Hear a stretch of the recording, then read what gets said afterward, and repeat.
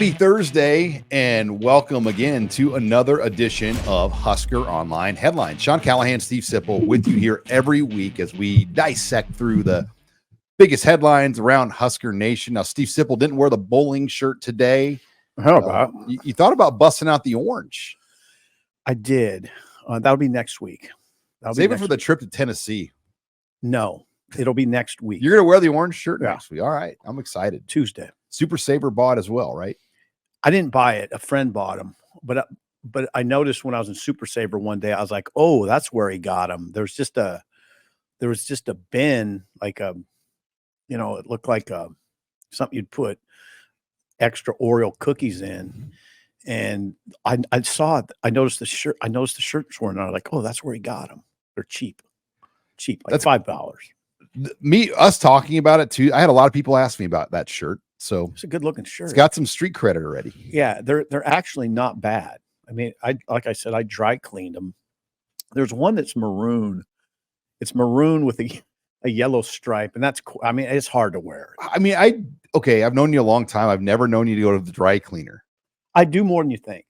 I don't like to wear good shirts than the next time I wear them. Yeah, I don't. Yeah. You learned something new about Steve Sipple, even after 20 plus years. Yeah. All right, let's get into the show as they let's talk some ball as headline number one. QBs take center stage. We heard from quarterbacks Dylan Raiola, Daniel Kalen, the true freshman, and then last year's returning starter Heinrich Haarberg, along with Marcus Satterfield, Glenn Thomas. They spoke to the media on Thursday, and everybody talked for about 8 minutes each. I would say it wasn't a lot of big headlines that came out of it. I mean, no, and what would, I mean, it's 5 practices in, right? Yeah. And it's interesting to me, though, Rule was okay with wanting those guys out there right away. Yeah, that's a good point. And they put Heinrich to the podium first among the quarterbacks, then Daniel, and then Dylan Raiola. And no, they didn't say anything profound at all. Not really at all. I thought the most interesting thing came from Satterfield, actually, is that they're really focusing on the passing game. They got to get better in the passing game. Glenn Thomas said they're not even looking for separation among those quarterbacks right now. They're just trying to get them a lot of reps. No, there's not anything juicy. You know what we learned, though? What? Daniel Kalen's not going to prom. Yeah. I wonder why. You'd think there'd be a few girls that want to attend prom with Daniel Kalen. They'd still do proms. I mean, I don't know. Yeah. But yeah, maybe he just wants to stay here and work. But yeah, Dylan Raiola. By the way, guess who I saw in the facility working out on his own? Dayton Raiola. Dominic's here. Yeah. So the Raiolas are around, and Dayton was there. Young Dayton. Yeah. Who we spent a good amount of time around at Kamehameha High School in Honolulu when we were out there for the game. Great kid. He is a wonderful kid. And he's on a spring break, all smiles. He's just working out.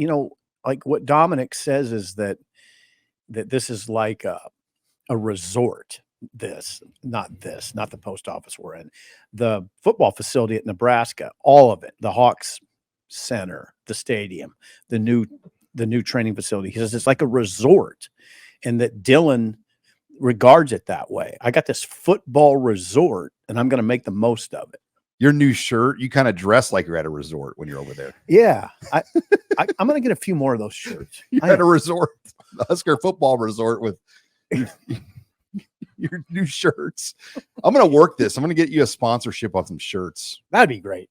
I have some pretty good ones that are not from the Super Saver bin, but they need to be cleaned up a little bit. But back to the Raiola, he's up there, and he was ready for the moment. I mean, he was, and he didn't say anything out of line. He was, and all 3 quarterbacks were really respectful to one another. We know they're close. It's a small room too. I mean, I think what intrigues me the most about this spring is you're seeing 2 true freshmen get legitimate reps with the 1s and the 2s. And that just doesn't happen. In fact, you think about early enrollee freshmen. I don't know if that's really ever happened at all at Nebraska. Like Kurt Dukes, when he came here way back in the day, I don't think he was immediately taking 1 reps. I don't think so. And so for what these kids are getting, I'm trying to think of other early. Frazier. Oh, I don't know if he early enrolled. No, Kurt Dukes was the first early enrollee Oh, I'm in school sorry. history. I'm sorry. Okay. That didn't become a thing until Chris Leak did it at Florida. Okay. Chris Leak was one of the first ones. Kurt Dukes was in that era. That's when it didn't get Dukes ready. No, it didn't. He wasn't ready. He wasn't when they called upon him that season. He wasn't ready. But you think about, there's been some early enroll, like Cody Spano was an early enrollee quarterback. Cody Spano. I'm trying to think of some other high school ones. We've had some over the years for sure. But these guys are getting legit reps. And I think what that does is when you work with those number one receivers, backs, offensive line, you're going to get a better idea of how good they are. Where normally when a new quarterback comes in, they got to work with the 2s and the 3s and the lower units. And you don't have as clear of a picture of them because they don't have the good players around them. Yeah, they're going to get a clear. Now, this is a necessity. They only have 3 scholarship quarterbacks. So 3 scholarship quarterbacks on campus. Matt Rule said to us to start the spring when he was asked about what are the expectations for the freshmen. What'd he say, Sean? I mean, to get them ready. To be ready to start. He said that doesn't mean they will start, but they need to be ready to start. And Kalen, is extremely smart and mature for a kid that's right out of high school. He really is. He was great at the podium. That's the thing about these 2 freshmen. They do seem older. That's the kind of the way freshmen are now anyway, right? Particularly quarterbacks who have been, they do so much. He was in Elite 11. Dylan was in the All-Star game in Hawaii. They come here ready to go. They don't look like they're they'd be physically overwhelmed, especially not Dylan. Look at Dylan. Look at him at the podium. 6'3", 225. Daniel Kalen, and I think he's got size. I think he could be bigger than 225. When you look at him, his head looks like it weighs 225. His body's put together. Yeah, he's a big dude. He's got body armor. Yeah, he's kind of imposing actually. And Daniel Kalen's got good size too. So, can they handle it all? Only time will tell. I hate to say that, but it's true. Harburg too is an interesting spring story, how he kind of bounces back and he beat himself to holy hell last year. And that's what I asked him about today. I'm like, look, he said it. What did you learn? Like he knows he can't really get away with playing the way he did. I remember football people I knew the first game or two when he was like lowering his shoulder, everyone's just kind of like, that ain't gonna last. Right. And it didn't last. Well, I felt like he got banged up. The Purdue game was the first game where he really, they scouted him well, and those edge players hammered him. Scourton and the other one just beat him up. Yeah, the 2 edge guys got him. The safety got him down near the goal line big time. And he said he still wants to be a physical downhill runner, but he has to pick his spots. So yeah, it'll be different for him. And he also talked about his elbow. They always talk about that elbow, how it dropped. And Michigan had that scouted. And how that led to balls being batted at the line of scrimmage or tipped at the line of scrimmage. They talk about that elbow drop all the time, which is something you could eyeball from the press box. Fans talked about it. You see his elbow drop. He was a baseball player growing up. Yeah. And he throws it like a middle infielder sometimes. Sometimes he does. You're right. You're right. And Michigan. Good point, Sean. What they, on those quick throws to the flats where you're not going to get a pass rush in there, that's when they jumped up and knock them down. And you saw a lot of Big Ten teams do it. Look, this Big Ten has some of the best defenses in the country, and they're going to have that stuff scouted out. Well, some of the best coaches in the country. So like that kind of stuff, like you've got to improve on that. And it's hard to change how you do things is not easy. Of course it's not. Now, as far as Daniel and Kalen go, as far as Dylan and Kalen go, Dylan said his toughest adjustment has been the old cliche speed of the game. Nothing that would not surprise anybody. Kalen said it was the playbook, that the playbook is thick and that there's a lot of check calls. So those are the things that are challenging them. I get it with Reuland and the speed of the game. He's kind of a smooth operator, and at times you can't be a smooth operator in college football. Sometimes watch Caleb Williams. It's not always smooth because there's a pass rush and it's just a different world. than high school football. So the one thing I will watch with Dylan is that he adjusts to that. It's not always gonna be a situation where he can be calm.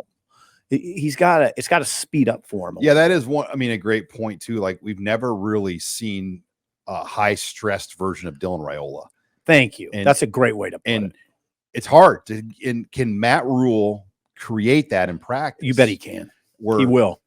Like, I want to see. I mean, if I'm Matt Rule, I'd do it every day. I want to see Dylan get frustrated. I'd do it every day. I want to see him get pissed. I want to see how he reacts. I'd put him under duress. And because that's reality. That's the reality. Like, that is 100%. What's not reality is not getting touched, wearing a green jersey, and running practice like a walkthrough. You have to stress these guys. Yeah, they will. They'll get stressed. And that's what spring's for. So I think that will be a number one goal. All right. Before we take it to headline number 2, HuskerOnline Headlines is brought to you by Ellerbrock-Norris. Ellerbrock-Norris has been helping Nebraska business owners protect their purpose for over 120 years. With risk management solutions built for local businesses, Ellerbrock-Norris partners with you on commercial insurance, group benefits, business exit planning, safety, and more. Start thinking long-term with your business and create a risk management strategy to protect it. Are your employee benefits costs going through the roof? Talk to Ellerbrock. Workplace injuries skyrocketing, your workers' compensation costs? Talk to Ellerbrock. Hoping you retire in the next 10 years and sell the business to a family, key employees, or even a friendly competitor? Talk to Ellerbrock. Ellerbrock-Norris is helping you protect your purpose, whether it's your business and the employees in it, your life outside of work, or your future retirement goals. Head to ellerbrock-norris.com/HuskerOnline today to get your free risk evaluation.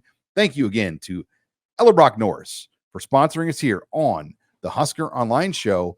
Okay, headline number 2, Marcus Satterfield's in his new role as the tight ends coach, but still the offensive coordinator, still the play caller.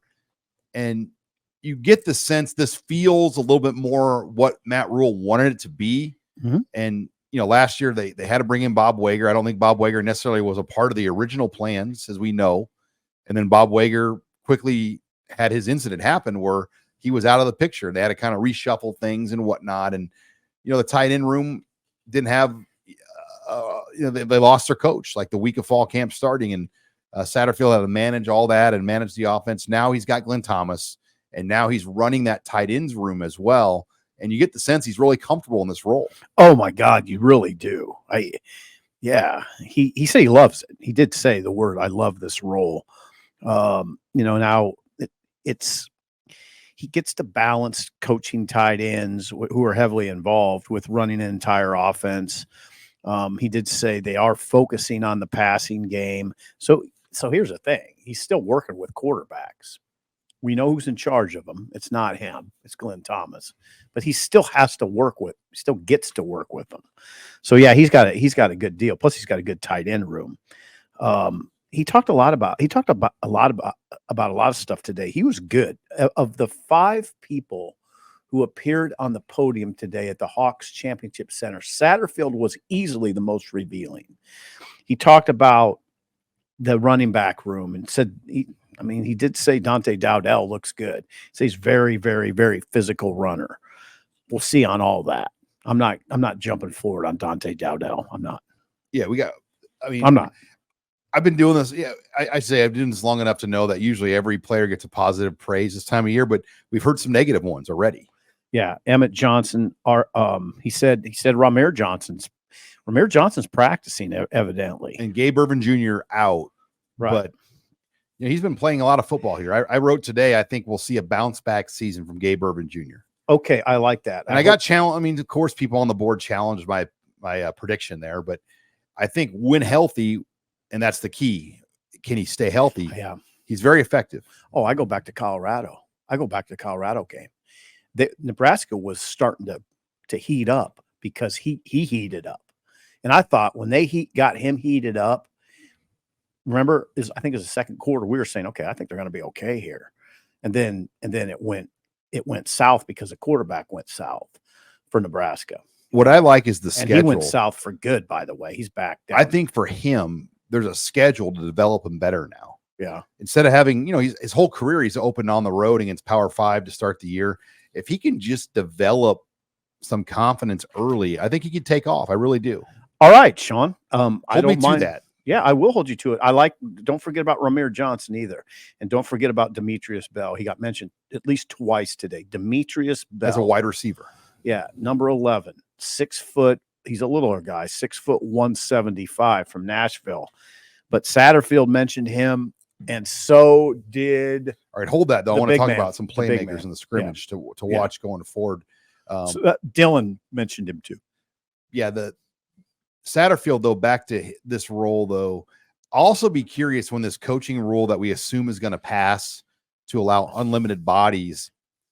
Can they beef up even more, like with quarterback instructional people and other people behind the scenes as on-field coaches? What's stopping you? I wonder what they do there. If they hire a backup quarterbacks coach, like a number 2 quarterbacks coach. I don't know if you need to do that or not. Well, Adam DeMichael, was a former quarterback and is a quarterback expert already on the staff, and he's got experience. So maybe you would. Does he elevate to on-field? I don't know. Played quarterback at Temple. I don't think any of that is a given. There's some coaches that will load up the staff. Some won't. I don't know what rule. Yeah, you could have two. I mean, there's a scenario where you could have too many cooks in the kitchen. 100%, Sean. So yeah, what will that look like? And by the way, while we're on that topic, I heard yesterday. I know you hate it when I do this because this is tunnel talk material, but it's going through, and it'll probably be through by June 1. June 1 is when, by June 1, that new legislation will be in place. Okay, think about this. How many Power 5 schools are there? What, 65? In that neighborhood. If every Power 5 school is able to add about 10 more on-field coach bodies, that's 650 more jobs. It's good. It's good. It's good for the coaching industry. It's good for the players. It's good for the product. The product we watch on Saturdays. More coaching should equate to better play. Yeah, they've always said with football, the teacher to student ratio is the worst of all the sports. Right. Like the sport has been held back because of the equity that people try to create that doesn't really exist. Not anymore. So this rule is going. I mean, I think at this point, Sean, it's a formality. Well, and if you're the other teams, why would you upset the top of the game? Because you need the top of the game to give you those paychecks.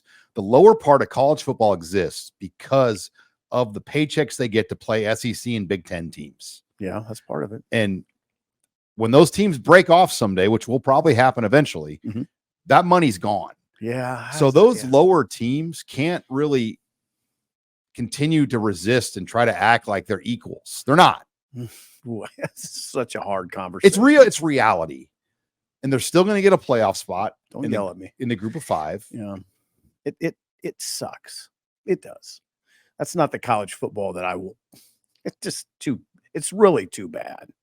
Yeah, but if you just had like a normal blue collar job and you drive by the neighborhood of mansions, like that's not fair. Is that not fair? I mean, that's just reality. Like as much as we try to create this equal balance, it doesn't exist in any form of life. Not really. Not really. The people that have more resources. Well, I don't expect it to be equal, but I still like having those schools to be part of the scene. And I think they are, but by them not holding this back, helps their cause probably. Because if they upset the top schools, this is another thing that said, hey, we're just going to leave you guys. Yeah. We won't schedule you anymore. We're just going to leave you guys. Right. And some of those teams make $2 million to come play a game like this. Yeah. And they need that money. And they need that. Absolutely. They need that playoff money. Right. They need all the money that the power schools drop down to them. And if they lose that money, there's a lot more teams that won't be able to play football. Right. So it is an interesting discussion. All right, let's take it. Headline number 3, scrimmage time. So we assume scrimmage Steve time. Sipple and I, yes. That Saturday we will see a scrimmage. Now we won't see it, but 1,000 local high school coaches will. Yeah. And an army of parents and former players will probably be there too. So I'm just going to guess that there'll be about 1,200 people at that scrimmage. So we'll know about it. But we're not mature enough as media to watch it. Easy. There'll be know. no, and I get it. I mean, And I think they're pretty strict about, like, I saw one of the recruits going into practice, and he told his mom, put your phone away, no phones out, no pictures, no videos of practice. So, I mean, clearly they don't want stuff getting out of those practices or God, it's got to be interesting, though. I mean, here we go with the quarterback talk. I mean, what do you want to know first? How'd Dylan Reuland look? I'll make some predictions. Right. The scrimmage will be probably sloppy on offense. Usually is, yeah. And the defense will have a significantly upper hand. Yep. Usually that's the case. I mean, that's just, I mean, and if that's not the case, then you're usually worried about your defense. Right. So I'd be watching, obviously, the quarterbacks, but also the offensive line. How's the offensive line holding up? They get a big challenge, and the guys mentioned it. A couple of the guys mentioned it today. They get a big challenge from this defense. It is very real, that discussion of the defense giving different looks every play. It is huge for the offense. It's big for these young quarterbacks to go up against Tony White's defense. I was skeptical of that conversation. Like, come on, how difficult could it be? But Ethan Piper is the one who convinced me that Ethan Piper, the former Nebraska offensive lineman, said lining up against it every day in practice was an enormous mental challenge, because I don't know exactly what the challenge is, except they change looks every play.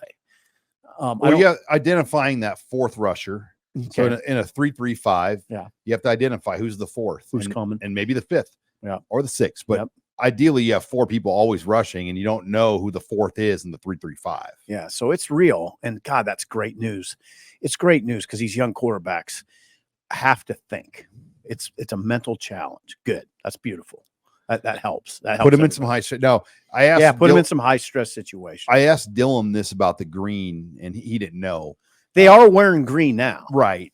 I know Matt Rule wants these guys to get hit, but I have a hard time thinking they're going to allow a lot of contact on these quarterbacks. Well, the acid test is during the scrimmage, right? Well, wouldn't you be tempted, Sean, to pull it off for about 10 plays each? I'd be tempted. Well, and then the one thing, the QB run game, when the QB runs, that's gone. That's when you want, like Heinrich Harburg where you just can touch him and bring him down. That's not an accurate picture. Do you think they'll run? That's a very interesting conversation. When people say, how's this offense going to look different? It'll look way different, because there's not going to be a QB run game. I mean, not unless Heinrich wins the job. And then even with Heinrich, I think they'll knock it back quite a bit. Yeah, Kalen and Reuland are two guys that will check it down.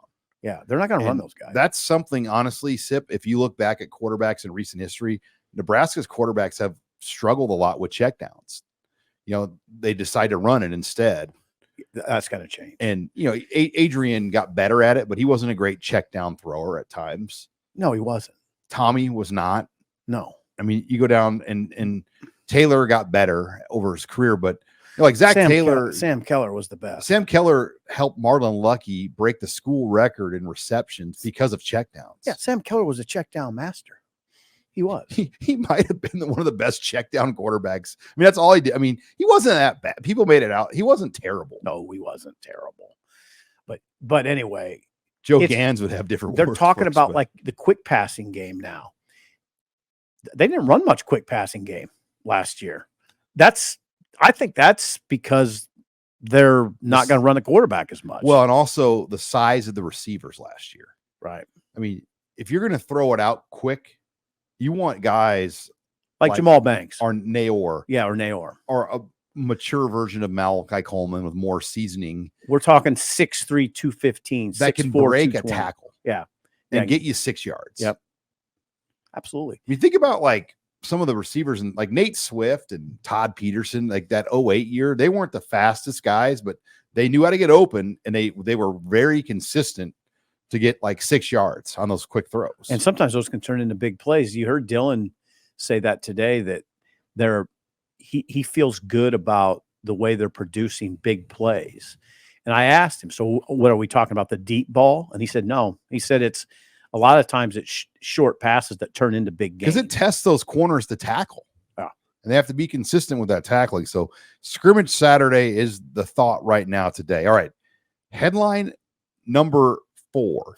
We heard from Scott Frost for the first time about that this week. Dennis Dodd from CBS, based out of Kansas City, was out in Phoenix, and he had a sit-down interview with Frost.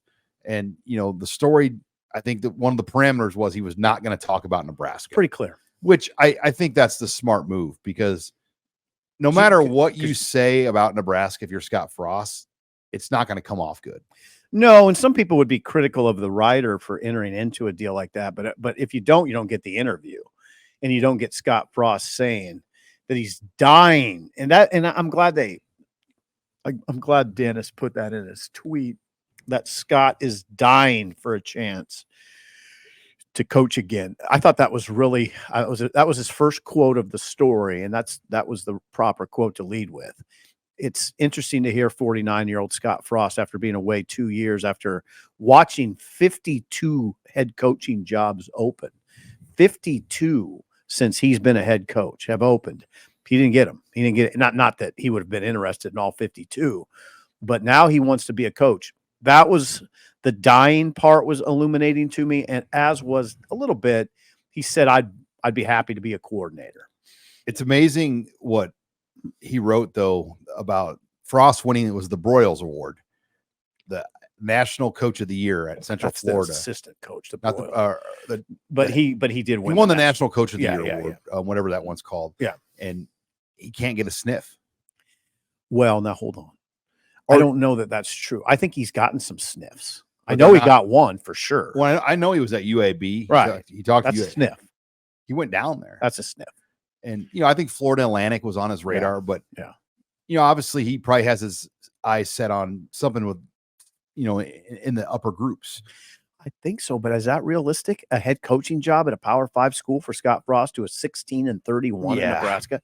16-31, Sean. Mike Riley was 19-19. I think Frost was 16-31. I think his path back, though, is finding a good coordinator job somewhere. Okay, maybe. I think his path back might be going to be a quarterbacks coach, assistant quarterbacks coach. Just get in somewhere. If I were Frosty, I wouldn't be too picky. And with this new rule, there'll be opportunities. I think so. I would hope so. I mean, if he doesn't get in now under the parameters that you laid out earlier, 650 new jobs just in the power conferences or so. Let's just say it's 500 new jobs. He can't get into that with his resume. With his connection to Ryan Day and Chip Kelly. You think Ohio State would be an option? Ohio State, you would think, would have something for him to be involved. Yeah. I mean, that would make sense.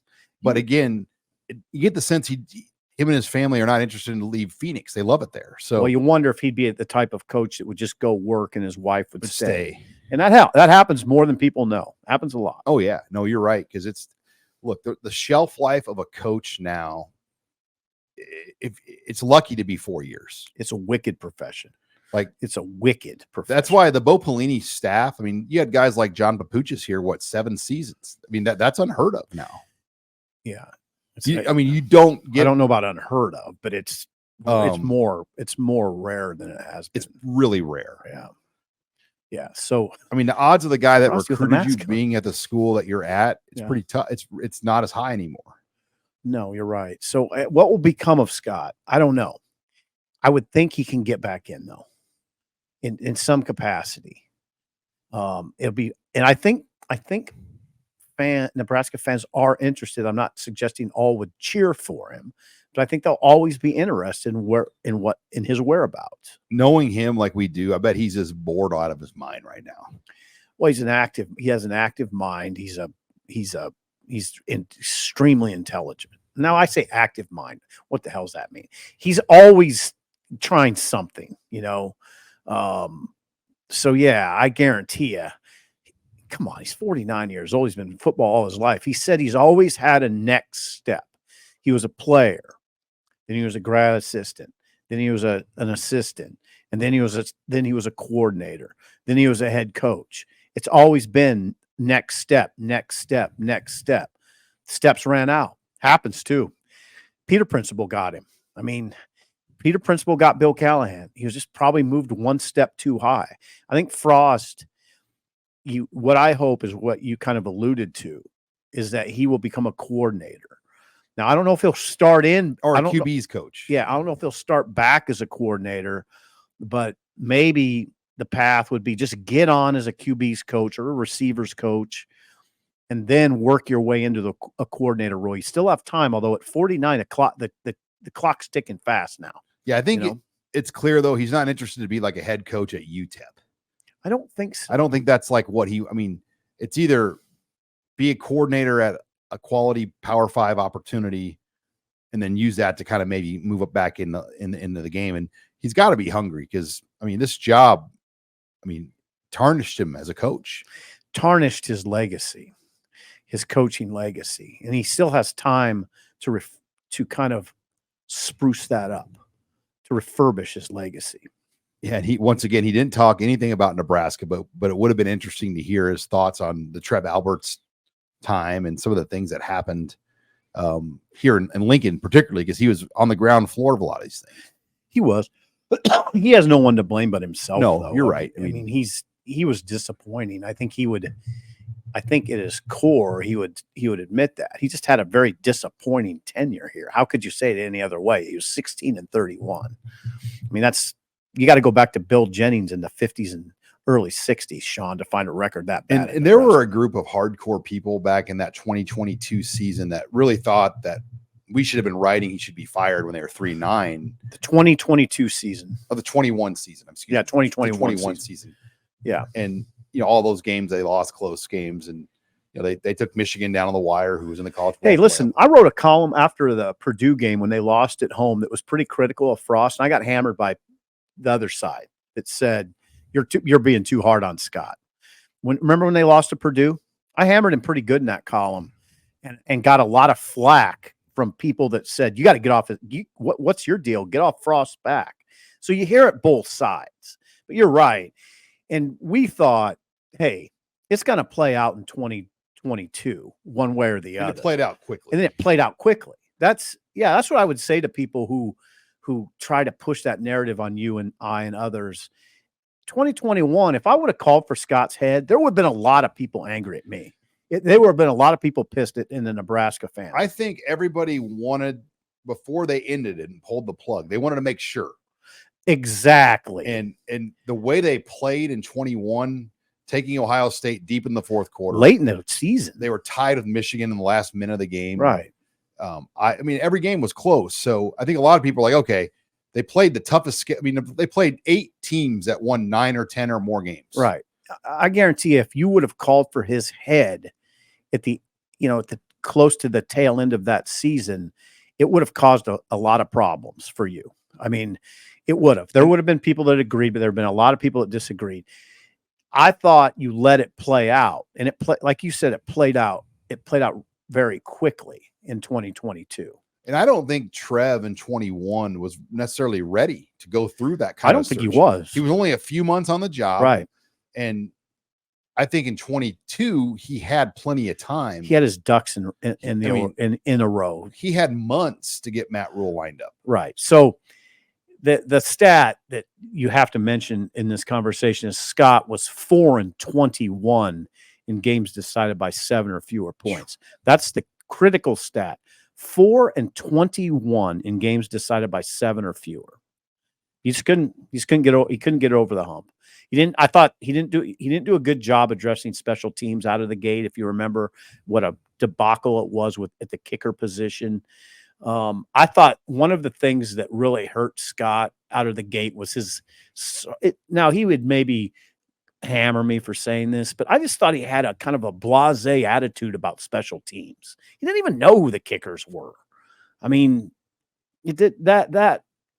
Now he got better. They got better at special teams. He after he was under the gun, Yeah, that 21 out of 25 games. Using a gambling analogy, it'd be like playing blackjack and having like the odds winning cards and losing 21 out of 25 times. Yeah, it's incredible, isn't it? It's hard to do. It is. It's hard to do. It's not just bad luck though. You saw the games. They were coming up short for reasons. Think about Colorado in 2019. You had 2/3 of that stadium. You're up 17-3 at half. You played probably the 2 best quarters of the Frost era. And then what happened? And then you opened the third quarter with a delay of game penalty. You get the football. Yeah. You got that stadium. I mean, this fan base is ready to explode. It was in Colorado, and to take over that place. And then it flipped to the point where you had, as you would say, grown men grabbing their junk and flipping off Nebraska fans. It was ugly scene. Oh, memorable. But they start the third quarter with a delay of game. And then from there, it was just like they allowed that flea flicker. I mean, but those moments just haunted for us. The Michigan State misfire on the rugby punt. I mean, those were the 2 big ones. Colorado, the loss there where they blew the big lead. And I'll never forget the rugby punt as long as I live. As long as I live. I rarely am amazed by anything anymore, but I couldn't believe that the punter missed his mark by 30 yards. Michigan State had not gotten a first down the entire second half, and they lost the game because of that punt. Because that guy had an open field to run it back on. The punter missed his mark. Oh, he was hurt too. Yeah. Well, whatever. But somehow, and I just remember we have such a great view at these stadiums from above, and you just saw it unfold. It was just like, oh my God. They have nobody to tackle. It was kind of like when you just catch a punt in warm-ups and there's no one around you. Like that's how that kind of was like, yeah. It's like they're going to lose this game. Then he had a 20-yard head of steam to start running before you could get to him. Oh, I hate to say this, but it was breathtaking to watch, like in a bad way. You're like, they're going to lose this game. The guy that called that punt play was Ross Ells, former Husker assistant coach, Lincoln native. He was coaching at Michigan. He was State. Special teams coordinator. Yeah. Ted Gilmore was the receivers coach. That's wonderful. But all right. Enough down memory lane. Memory lane. Final headline. Headline 5. Kind of lost in the headlines. Bill Belichick is in Lincoln this week for the coaches clinic. And, credit to Matt Rule and his staff. They've put together a great clinic this weekend. In fact, I'm told they've got, this coaching clinic back in the day would draw 1,500 coaches. And over the years it had dropped down to maybe 300-400. Oh God, really? And they're pushing 800 plus this weekend. So they've done a really good job of kind of revitalizing this coaching clinic and getting a speaker like Bill Belichick in here this weekend, who, by the way, spoke for the Pelini era as well. He did.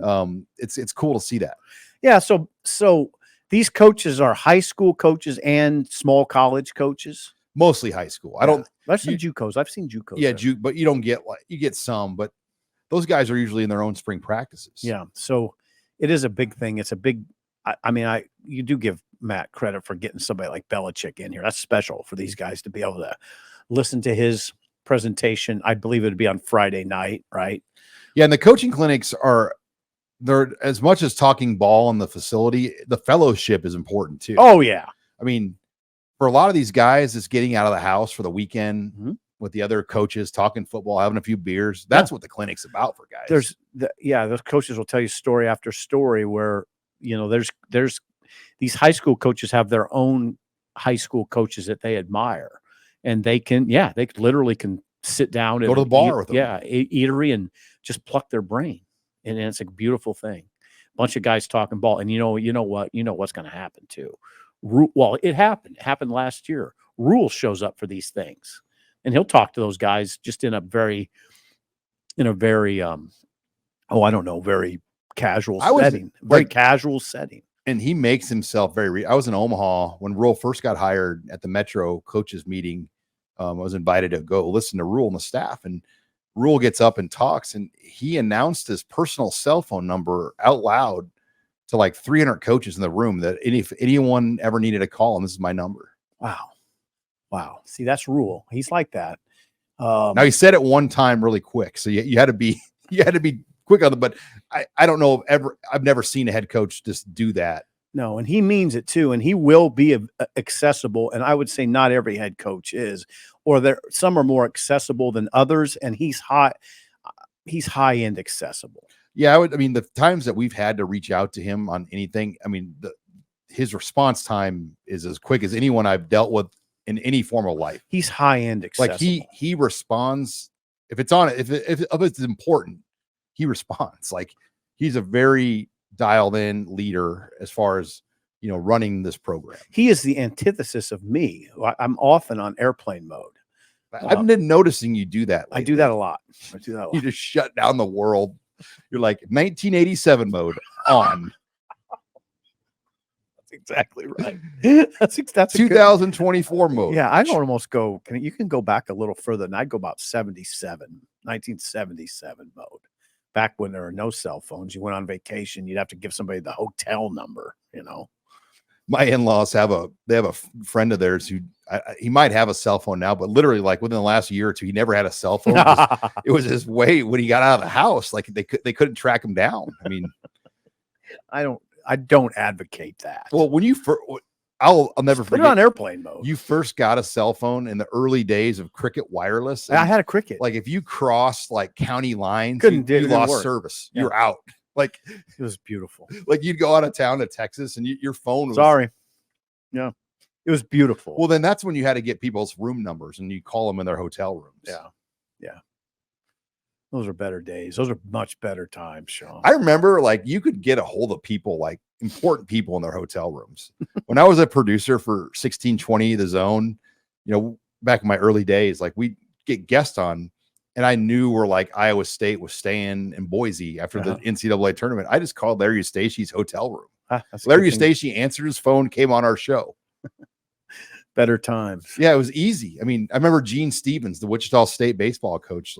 They were playing Nebraska in a regional or something like that. And I knew they were staying, called his room. Yeah. And you'd also do the home phone thing too. Sometimes it was surprising, which there were coaches you'd be shocked at that they would publish their number. Like Milt Tenneper, I called him on his home phone a few times. Yeah. Yeah. He was a good example of that. Like in the spring, there wasn't like this crazy kind of access we get now. Mm-hmm.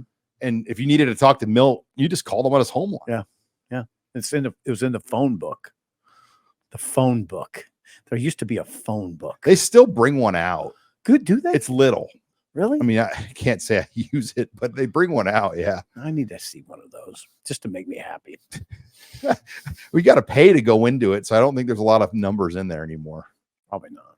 But yeah, those were the days where you could just track down people that way. It was easy. Like Dave Van Horn, I'll never forget too, when we were doing the shows in the peak of Nebraska baseball as they just started to get good. We had Dave Van Horn's cell number. Really? And I was working for Gary Java, not Kevin Kugler yet, doing his shows back then. And we were calling Dave on his cell phone to get him on Omaha radio. And he was like in a meeting with Bill Byrne negotiating a new contract. And he's like, hey, Sean, I'm in a meeting with Bill Byrne. We'll have to call. Can you call me back? I mean, it just was a different time. All right, Sean. So wrap it up. All right. Geez, you got to go. I don't have to go. We're out of topics. We're kind of squeezing the lemon. Yes. All right. We're squeezing the lemon. Plenty of great coverage on HuskerOnline.com. Check us out. All the spring football coverage. We got great baseball coverage this weekend. We got a promo as well. Get you 2 months of access for $1. It's promo code NU1. It's the best deal you're going to get. Promo NU1 will get you 2 months for $1. For Steve Sipple, I'm Sean Callahan signing off here for another edition of Husker Online Headlines.